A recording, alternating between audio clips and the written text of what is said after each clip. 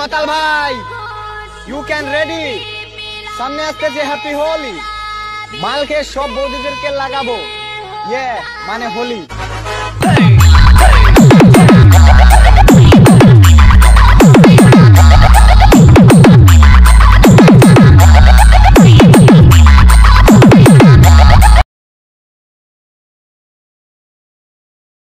Hello বন্ধুরা, তোমরা সব কেমন আছো? আশা করি সবাই ভালো আছো। তোমাদের জন্য আমরা একটা হোলি স্ট্যাটাস ভিডিও নিয়ে হাজির হয়েছি। স্ট্যাটাস ভিডিও তোমরা যদি বানাতে চাও তাহলে তোমাকে একটা মাত্র বেশি ইউজ করতে হবে। এটা হচ্ছে লাইট মোশন। এই লাইট মোশনটা খুব সহজে বানাতে পারবে।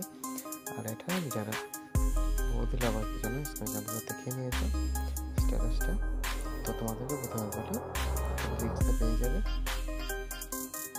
তো এখান থেকে ছবি অ্যাড করতে হবে তোমাদেরকে